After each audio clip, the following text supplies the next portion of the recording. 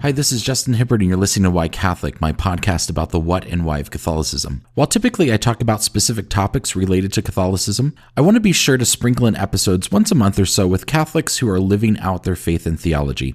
G.K. Chesterton said, "Let your faith be less of a theory and more of a love affair." And so today, I'm excited to share this interview with Daniel Markham, who just released a new book called 52 Masses. My wife and I met Daniel at the cathedral in San Juan, Puerto Rico. He came up to me after Mass and said that he was writing a book about attending Mass in every state, DC, and Puerto Rico, and asked if he could interview me.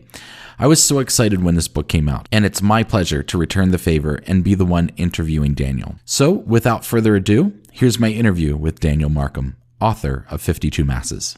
Well, Daniel, thank you so much for joining me. I really appreciate it. It was great seeing you in Puerto Rico and getting to meet you there. So I'm thrilled to have you here in my podcast on Why Catholic. So thank you so much. Oh, thank you. Thanks for having me. It was a treat to meet you and your wife in Puerto Rico when we were both there about a little over a year ago, I guess it was. That's right. Yeah. I think you said to me, you came up to me afterwards and you said, "Hey, can I interview you?" And I was like, "I'm not Catholic, but I'm on my way into the church." Yeah.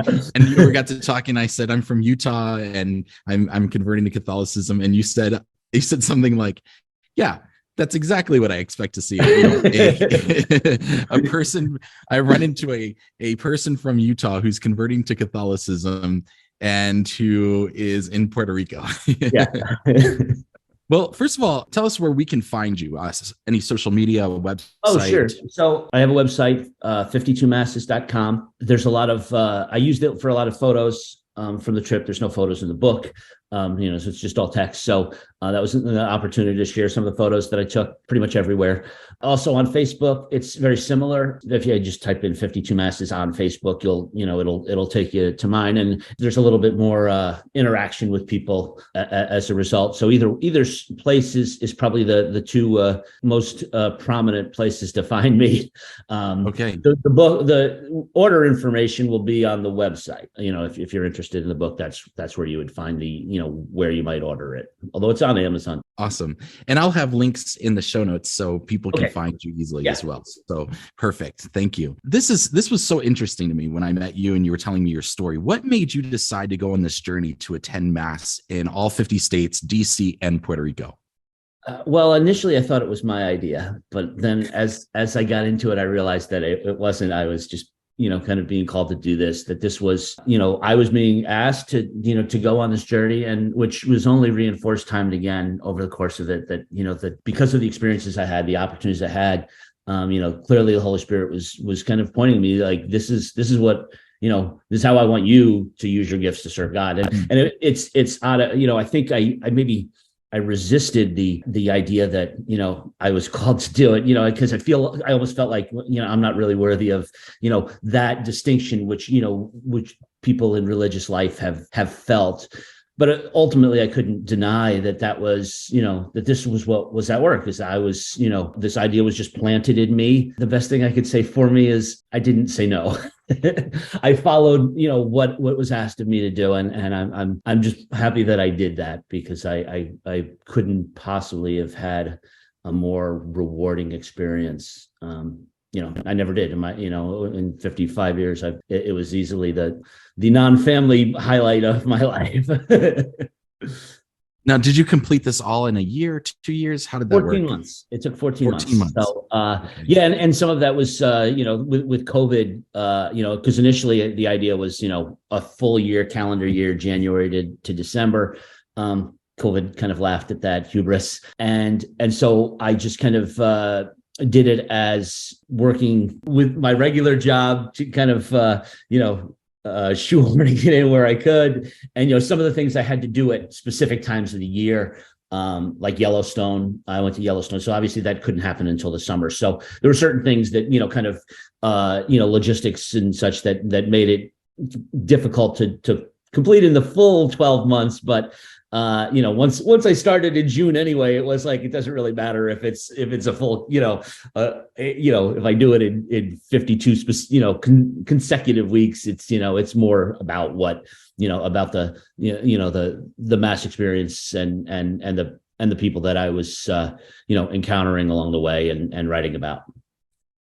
So I like to, when I travel for work or for vacation, I like to go to mass whenever I can, and certainly if I'm in a major city, I like to go to a cathedral, and I like to go to a baseball stadium. And I'm the same way. And so I'm curious: is that like, was that the impetus behind you, that desire to if always there was one event that really served as an impetus, it was actually related to my son, my oldest son, who's actually upstairs right now. He's working from home for the month. He's in from San Francisco. He loves the world and has always been fascinated with it, studied maps, and he speaks multiple languages. When he was in high school, he used to like to go to masses in foreign languages, foreign to us. And so we had a little parish in our county that was built by Lithuanian immigrants, and it still offers mass in Lithuanian every third Sunday. So he and I have gone on a couple of occasions, or had gone. This was back when he was in high school, and it's a beautiful little church. It's actually located in the Indiana Dunes National Park. I don't know if there's any other full church buildings in a national park, but this one is. And so he and I had attended there, and then I was driving home from dropping off my youngest son at his Catholic high school, and he went to a different Catholic high school than the two older ones went to. And I was in that area by this little parish, and just then that's the idea kind of came in. Oh, I should go there, and then the whole thing just kind of all kind of like hit me at once. And by the time I got home, the whole idea for what I was going to do was in my head. But it was kind of that small little parish nestled into the state national park was kind of the single impetus that led all of these ideas to come to me. I was opened up to the Holy Spirit to kind of to do the rest of the work. That's amazing. That's awesome. Now, I can't imagine the logistics that went into this trip. So how did you decide where to go, when to go? How did you plan out that route? So the actual way of figuring out where I was going to go was, there wasn't any art to it. Back in 2018, I sent out emails to basically every parish in the country that had an email address. And I said, this is what I'm doing. If you have a story that you think would make a good one, a contribution to the book, let me know. And I got some wonderful responses. And so then all I tried to do from there was get a good balance of types of stories I was writing, like whether it was a ministry, whether it was an effort at evangelization, education, an individual story, people in religious life, as well as lay people. Cathedrals, small churches, big, suburban parishes, Indian reservation. I went to an Air Force base. So just I wanted to really cover, that universal nature of our church, and, showing the diversity of it, different ethnic groups, and then telling also different types of stories along the way. So it was kind of, it was just kind of mix and match. And, now some things immediately, okay, I've got to go there. Like when I would get the email, like in Alaska, I was invited by Father Scott to go out and fly with him to the small villages. He's a pilot. And although I was terrified of the idea of flying in a small craft, I was like, I can't pass that up. That's just too, it's too good a story to miss. So I was like, all right, I'm definitely going out there to, fly with the pilot. The previous person in that position, he died in a small plane crash. I mean, it's a risky avocation for these priests, but I made sure I went there in the summer, because I wanted to be as far away from Alaska's winters if I was going to be flying. So something like that, I knew immediately. It's like, okay, I'm going there. And then other things were just kind of like, okay, where might I go? And then some places I even, kind of chose myself. Like I wanted to do a story on prison ministry. So, I didn't really have anything from Maine. So I just kind of said, all right, I'll call up the Diocese of Portland, and how do I work on this story? And they were all very, gracious and generous, and, put me in charge with in touch with the right people. And And so that was just kind of how it went. So a lot of them were kind of self-generated. I mean, the people, the parishes themselves said, "Oh, yes, please, you're welcome to come here, and this is, what we have, and we have this interesting parishioner or this ministry that we have." When I first started to understand what was going on better, was after I started reaching out to those parishes, and I'd get email responses back, as you would expect, because I was sending out emails, but some people would call me. And it was the phone calls that changed everything for me.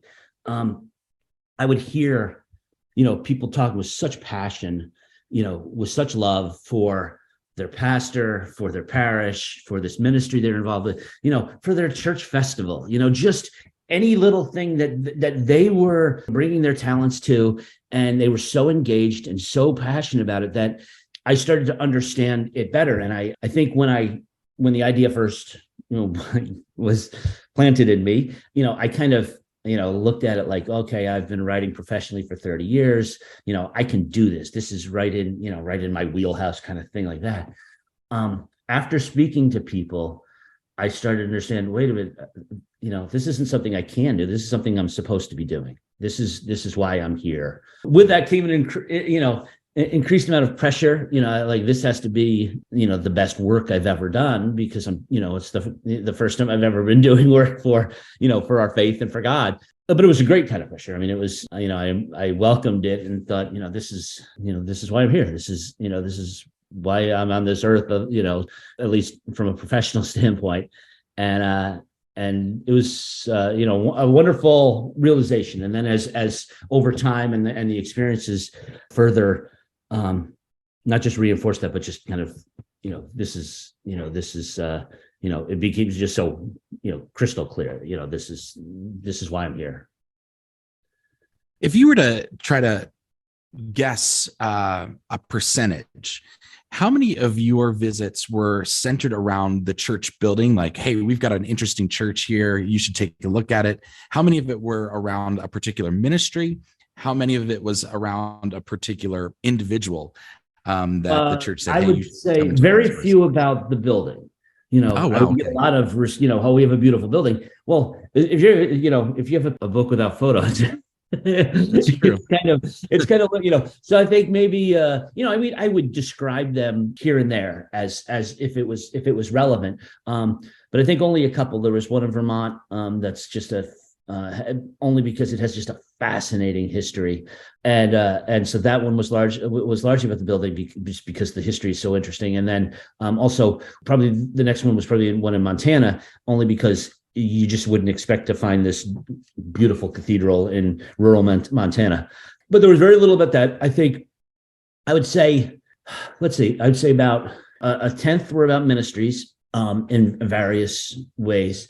Maybe 5 or 6 were about individual stories, whether either a priest or a lay person. Or deacon. Some were just about the parish itself and some of its, its history and how it fits in its community. Some were about the Mass. Depend if it were like the Latin Mass was largely about the Latin Mass. When I went to the Latin Mass community in Arkansas, that was largely about the Latin Mass and what its appeal was to the Latin Mass goers. And obviously a little bit about its precarious position, because I went there a week after Pope Francis's initial, remarks on the subject. I was there the following weekend. The Melkite Church in Georgia, but I also went to the Syro Malabar Church in Arizona. So they were a little bit more about the Mass, but there, in some cases it was just a blend of, history and ministry and where they are now. That was my intent. I didn't, but most, when most of those letters came back, like, oh, we have a beautiful building. Like, I'm sure you do. That's kind of hard to do, in a book without photos. So I tended to stay I didn't stray too far into architecture, only where I felt like it was kind of particularly germane to the story. Interesting. That's fascinating. I want to go back to your comment about the Latin Mass. Tell me a little bit about that visit to Arkansas, the visit to the church there.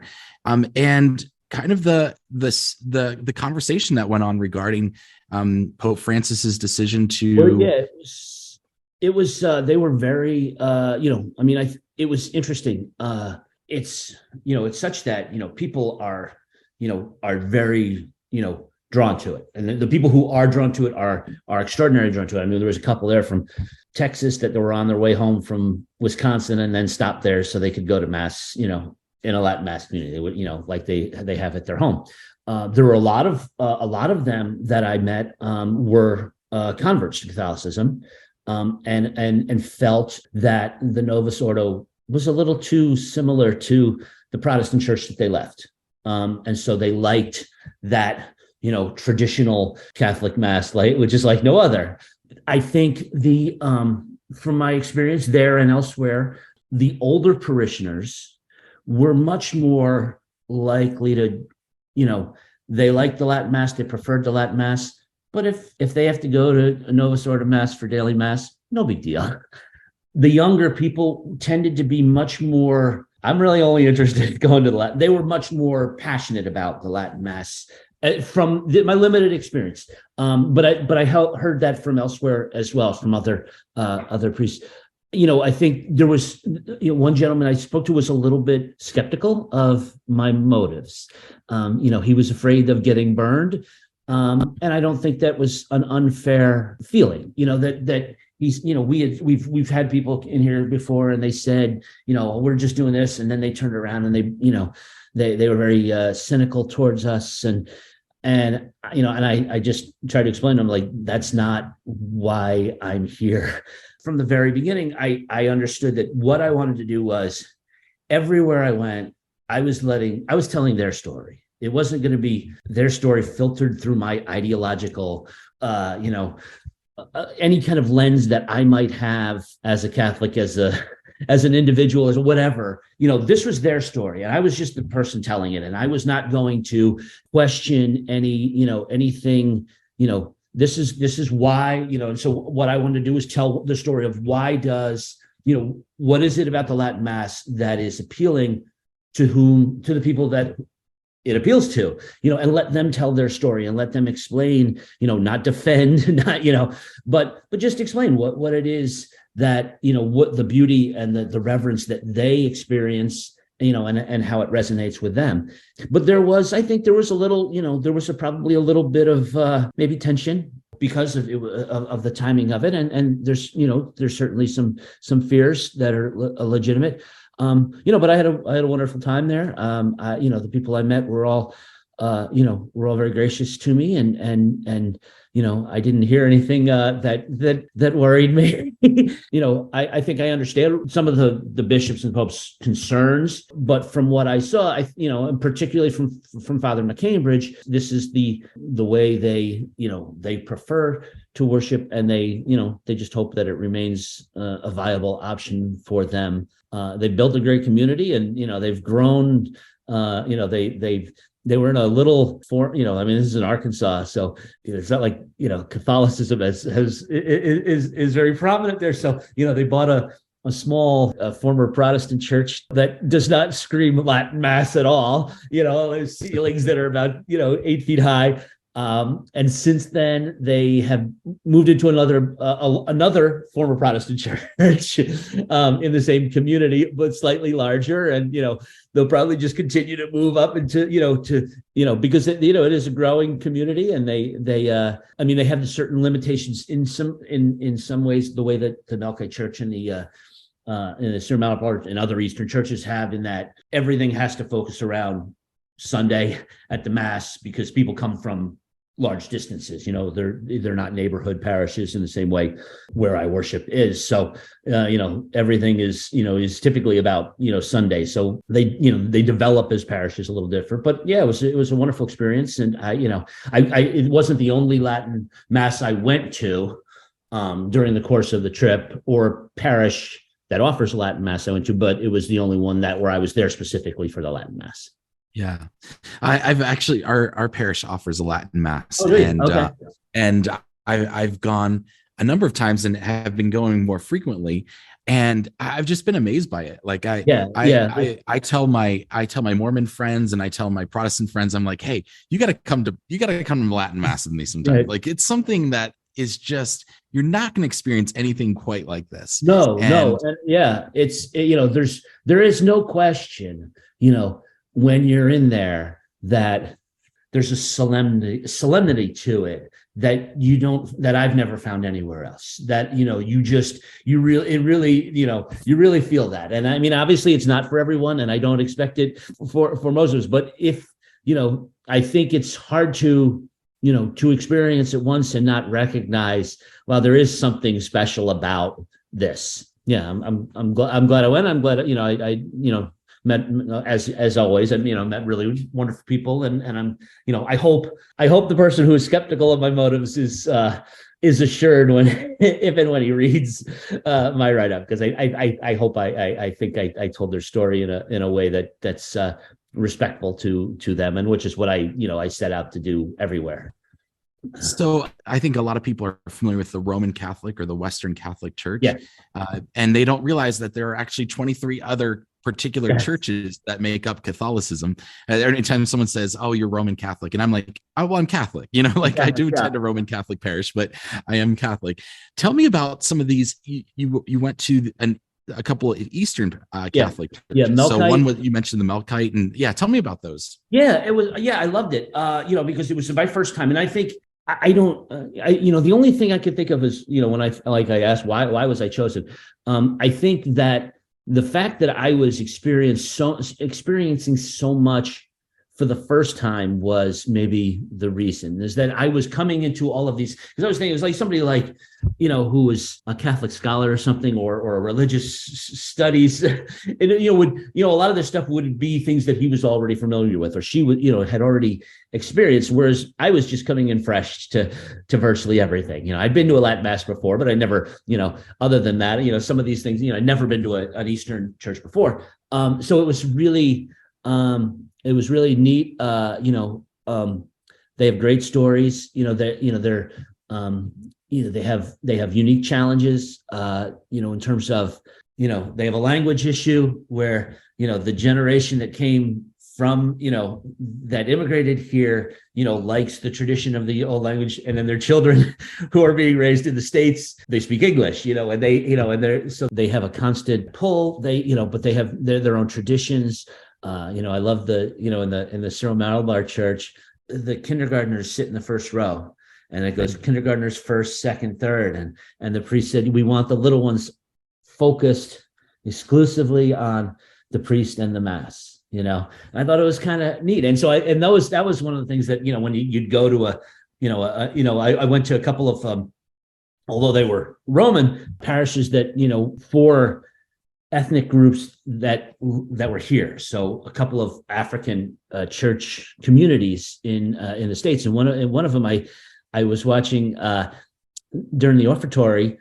These people were walking up with like big value packs of toilet paper and cases of water, and I thought, well, that's very odd, And so I asked the priest afterward, who was from Nigeria, and he said in Nigeria that the parishioners will often, they'll bring their fruits and vegetables that they've grown, and they'll give them to the priest because that's what they have to offer. And well, this is Providence, Rhode Island. They don't have farms, so this is the way that tradition is. It was like you're at the grocery store. Hey, father probably needs some toilet paper, so you buy that and you bring it up during.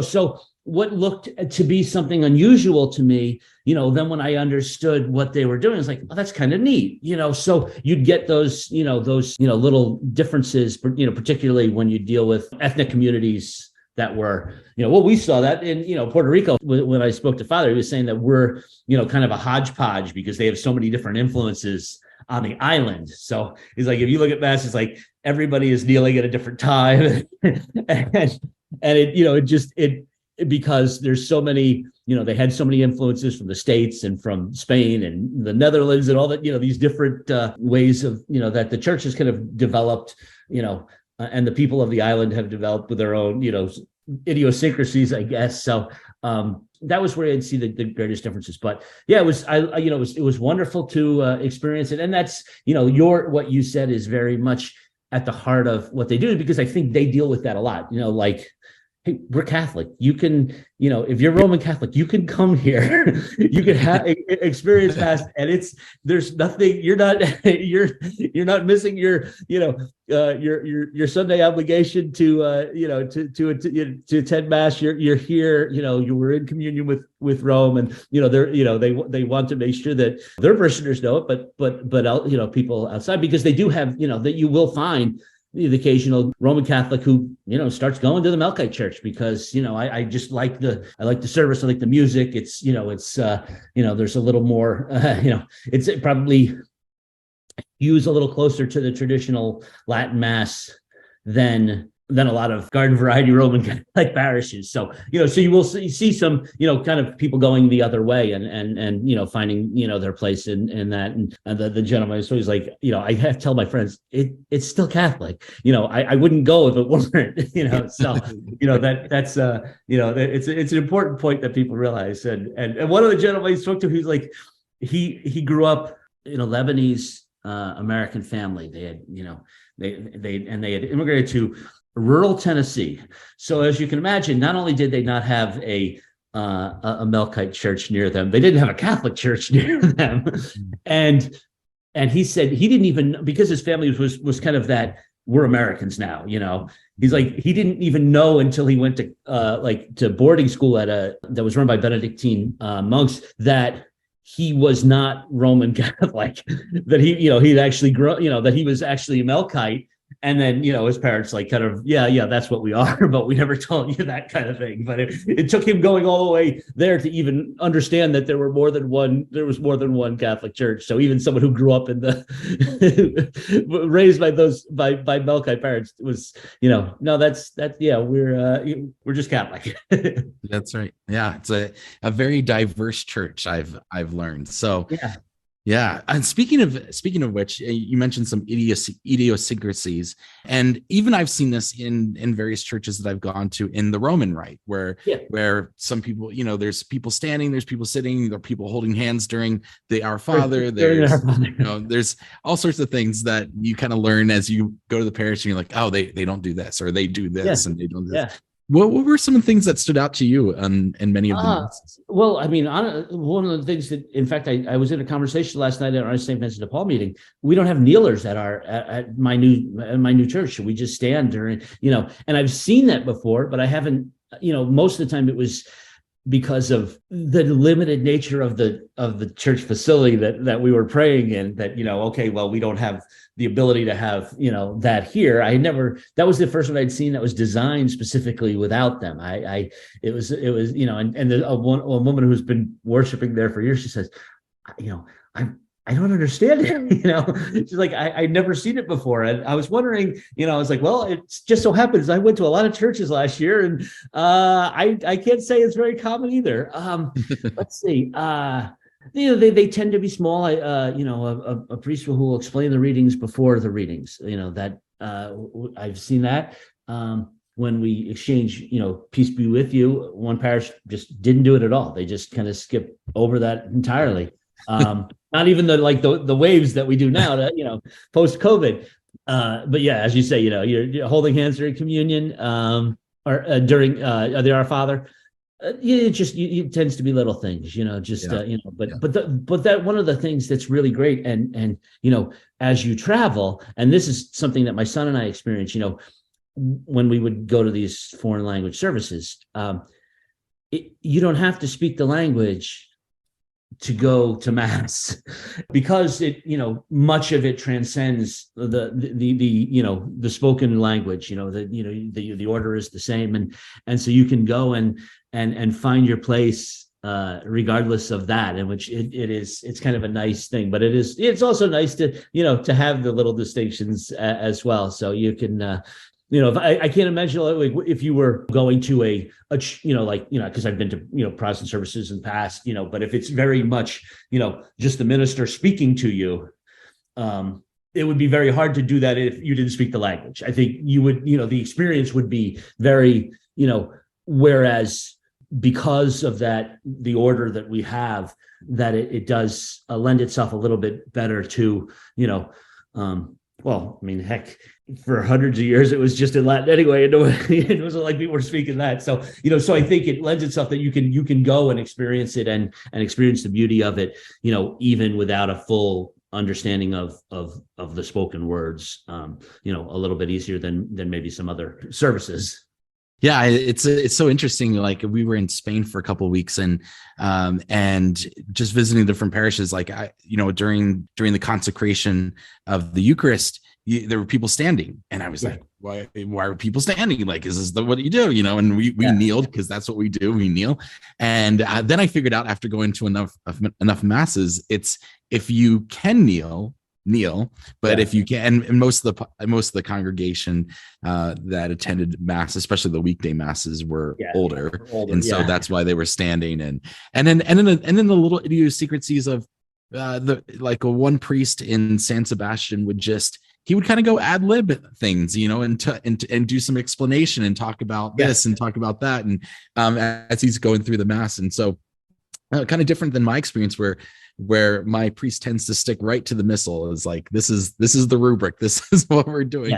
And then when it's time for the homily, then I'll talk and everything. But it's very interesting, some of the little nuances. But like you said, I think the beauty of it is that even if you are new, even if you don't speak the language, you can still participate. I like that. And a woman I met at Yellowstone, and she's now traveling the country just as a part. She works for the parks, so she'll go and she'll work there. She said before that she was a traveling nurse, so she's always been on the road. And she said, that's the great thing about being Catholic, because like some of my nurse friends have so much time figuring out where they want to go to church. It's like, she's like, I'm Catholic, I just go to the Catholic mass, and I don't have to worry about that. Like, okay, well, that's it was just an interesting observation from her. It's like, I never have to worry. I know if I go to the Catholic mass, it's going to be it's going to be a service that I'm comfortable with. Mm-hmm.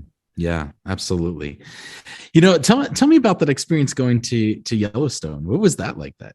Oh, it was neat. I was worried because they had the flooding this year. So I was, oh my gosh, am I going to be able to go?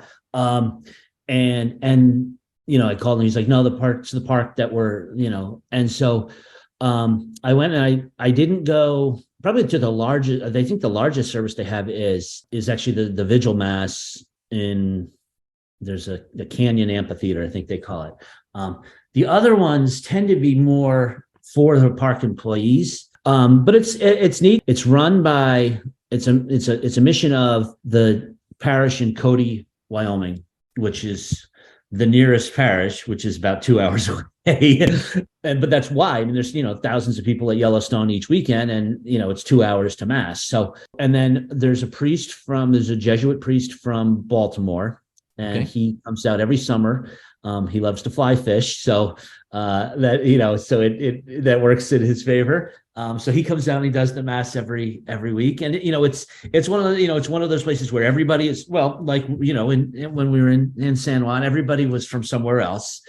So he kind of where's everybody from kind of thing, and and they the recessional is America the Beautiful, because he celebrates the national park system, and he's just very enthusiastic about he just loves Yellowstone, and it's neat because I think I described it as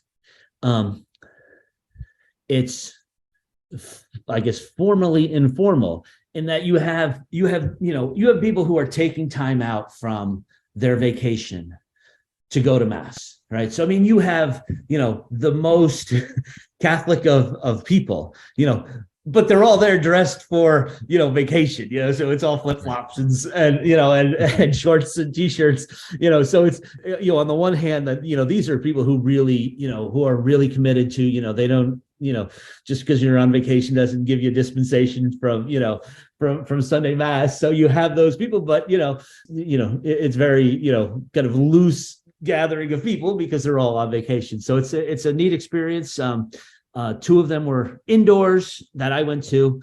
one right next to Old Faithful, the lodge right next to it, and then one outdoors. And the attendance kind of varies depending on, I think the attendance was still down because of the, overall because of the flooding that they had. But it was really neat.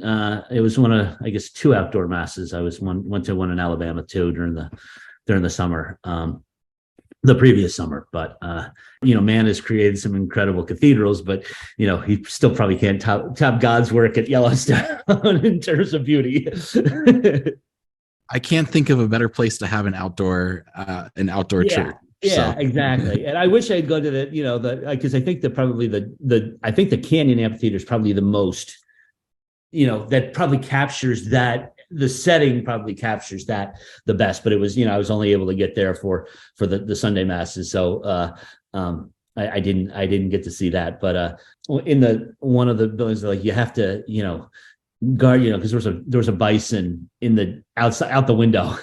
And it's like you have to keep from getting distracted, because it's really easy to get distracted. You're looking out the window, it's like, oh my gosh, look at that. And the bison, of course, also caused the bison jams. So like you're late to mass because you got stuck because they're just sitting in the road and you can't go anywhere. Nope. And they're not moving for anyone. They're not moving for anything. Yes. So his father says, I have to keep a couple of extra hosts on tap just in case somebody comes charging in late. So we got caught behind a bison. It's a very different setting. So we went through Canada, and we went to mass outside of Banff. And that was really interesting too, because the priest, it was similar to probably what you experienced, where the priest started off mass for 10, 15 minutes, just asking people where they're from. Like, hey, where are you from? And I think it was just one of those things where nobody was from there. And so that's what that parish is for. It's for, I think it's for the native, the First Nations, but also it's also for the tourists. That's kind of their main crowd. Yeah, so. That was Stowe was like that in Vermont. That's the parish that with the incredible building and story.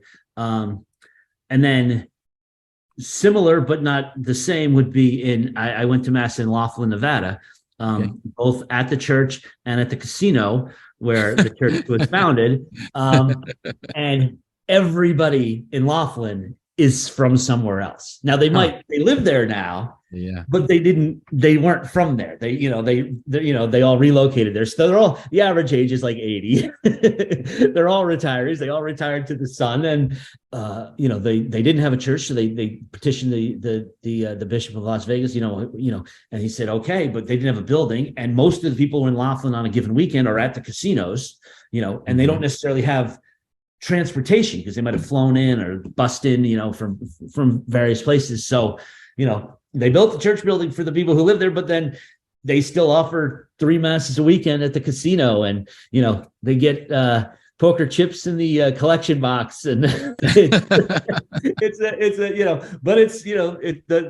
it's great community. I mean, really, super nice people. And I actually, when I was there, it coincided with they were dedicating a new building to Father Garces, who's the first Catholic priest to visit Nevada, named the Colorado River, actually. And they were dedicating a building to him.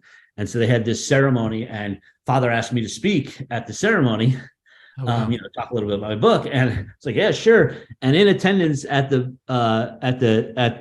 the presentation was the Bishop of Las Vegas, the governor of Nevada. No kidding. So I spoke in front of them, and the bishop was very gracious. He when I was walking off the little podium, he was like, he stopped and shook my hand. He's like, thank you. You're doing very good work, kind of thing. And I got a photo of him later. The woman I was staying with when I was there, she's like, oh, we got to get a picture of you and the bishop. Like, I don't know that he wants one, but sure.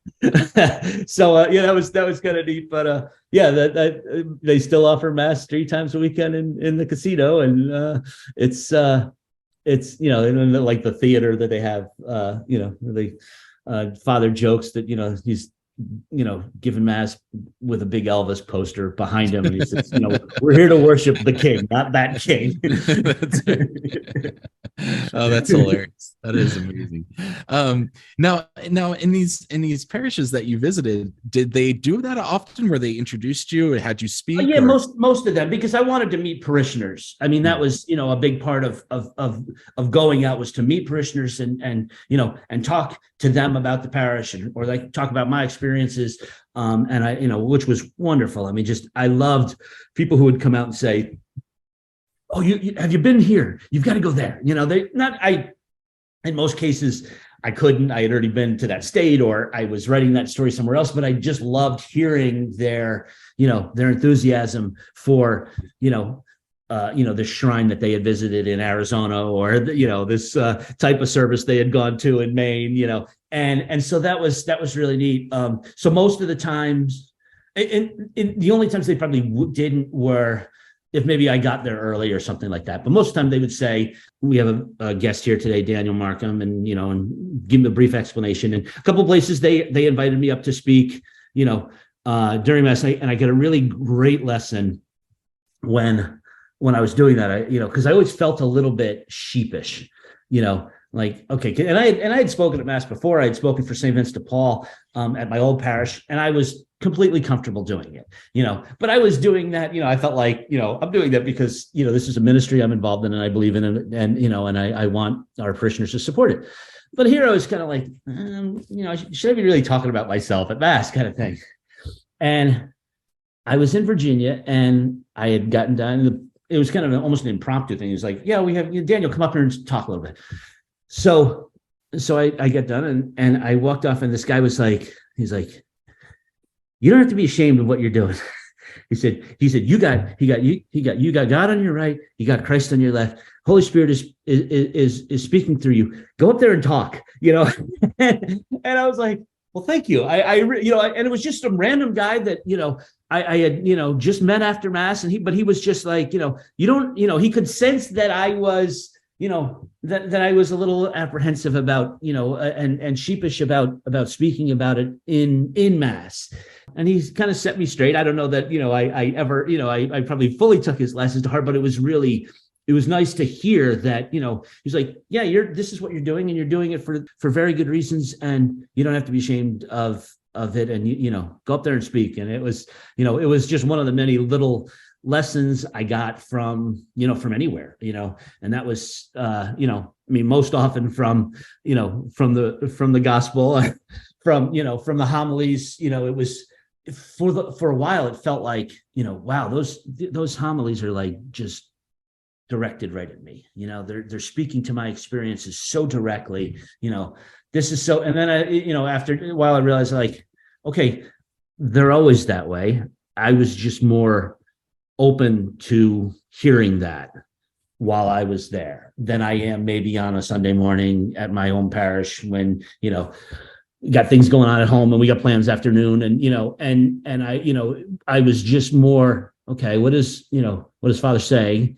And, and so I think that if that was an important lesson, as well as, like, if you open yourself up to, to the readings, to the homily fully, and push aside any of your, your other things that, that we're constantly in a battle with as, flawed human beings, and just allow the word to enter you, you'll realize, wow, this really speaks to me and my everyday life so clearly, and gives you that kind of clarity that, that we all need, and allows us to, to develop that stronger relationship with Christ that, we should all be seeking. Yeah, absolutely. Well, I want to talk about one of your experiences that you had. You went to Newtown, Connecticut, which is the town where the horrific Sandy Hook shooting occurred 10 years ago. Tell me about that experience attending Mass. Did you have a chance to talk with any of the victims' families? If I did, I didn't know. But I mean, that was what I wanted to, Father Weiss, Monsignor Weiss, he invited me there, when I sent the email, and he said, we were played a role in helping the community recover, and so when I got the bag, I was like, well, that's obviously where I'm going in Connecticut.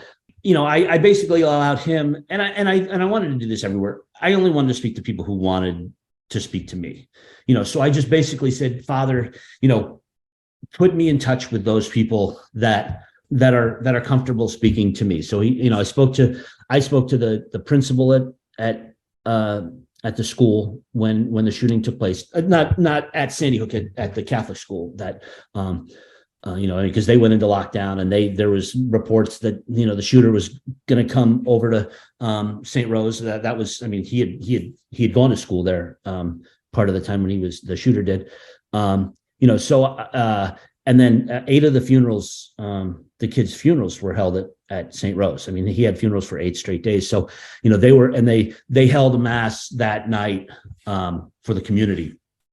It really kind of began the recovery process. So I was right. I wanted to write about how our faith, carried us through that, time. And one of the religious ed teacher said, she came to the church and there's, there were already people outside. They couldn't, fit them all in, and speakers and stuff like that. And she said she saw this local Protestant minister who was standing outside, and she said he kind of looked apprehensive. And she said, he's like, I'm glad I'm here, but I didn't. She's like, you need to go on the altar.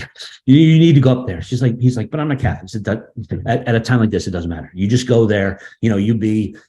This is about our community, and Father didn't. It was like, I didn't know what I was going to say. It was, but it was really powerful. To hear the stories I did hear. But if I spoke to anyone after Mass, they didn't make that apparent to me. But I would have loved to. But it's one of those things that, hey, I'm only, I'm not prying.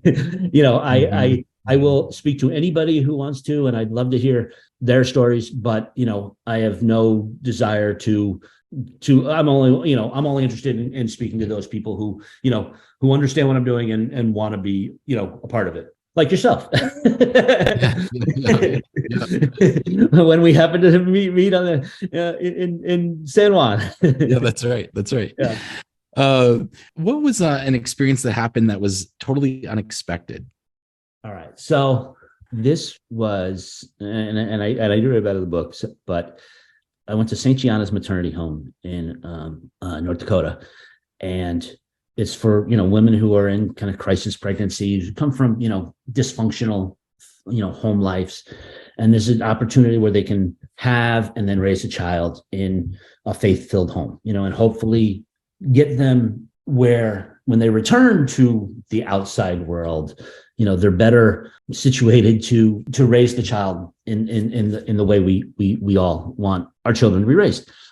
And, I knew it was going to be a really powerful experience. This was just, it's such a, a tremendous, these homes, are just such wonderful places. So I knew it was going to be a really good experience. And I stayed with Father and Brother Nick. They have a friary. And so I did morning prayers with them and evening prayers. So it was just a wonderful weekend.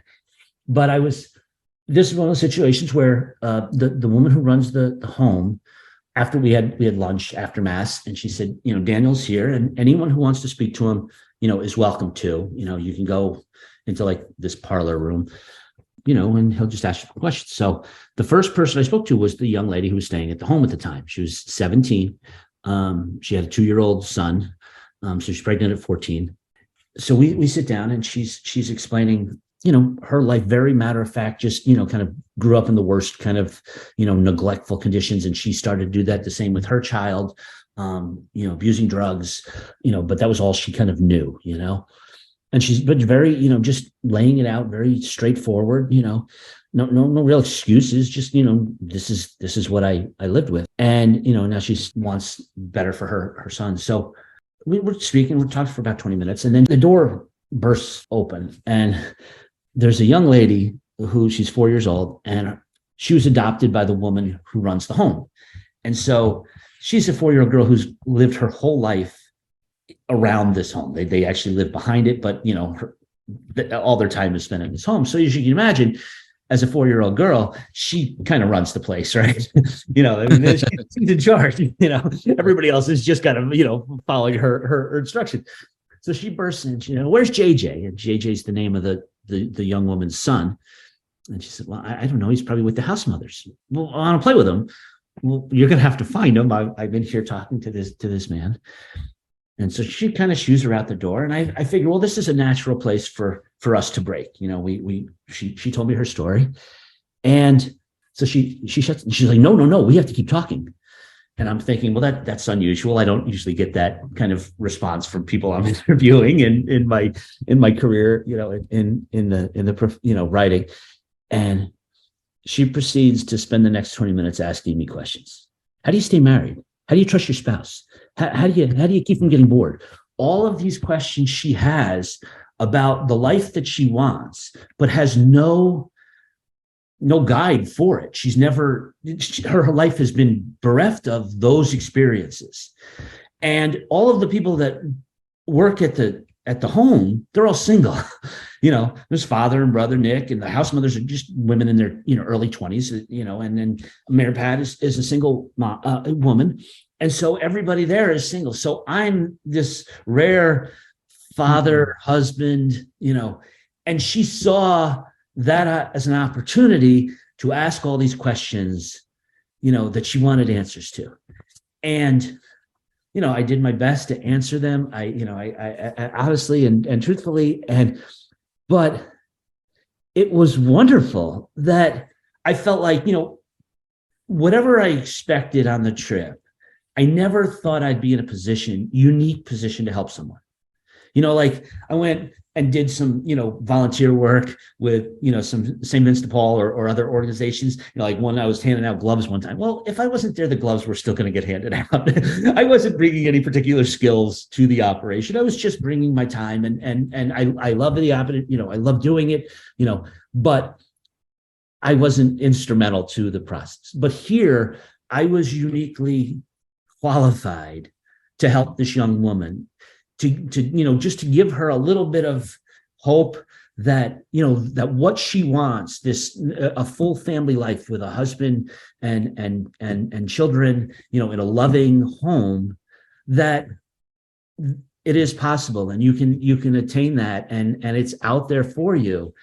And when I got done talking to her, I just felt like, no matter what happens the rest of the trip, this validated everything. I was here for, the Holy Spirit put me here to talk to this young woman, and to give her hope. And I didn't care what happened the rest of the way. It made everything worthwhile. Just, and it just reinforced that idea that, okay, this is why you're doing this, is because, I'm at just this one point in the trip, I'm going to be in a unique position that if I weren't there, she might not have experienced that. And never expected it to happen. Just so eternally grateful that it did. I was blessed to be in that position.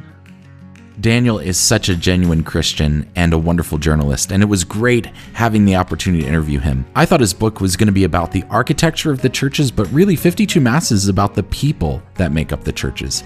Daniel is just a wonderful storyteller and provides stories of how God is at work across our diverse country. In the show notes, I've included a few links where you can see pictures and learn more about Daniel's trips, as well as where you can order a copy of 52 Masses for yourself. Just a reminder, please subscribe to the Why Catholic podcast on your platform of choice, and you can also join the Why Catholic community. It's free, but if you're feeling generous, there's also a place to give. To get started, go to whycatholic.substack.com/subscribe. Thanks again to Daniel and to you for joining me. Until next time, God bless you. My name is Justin Hibbard, and this is Why Catholic.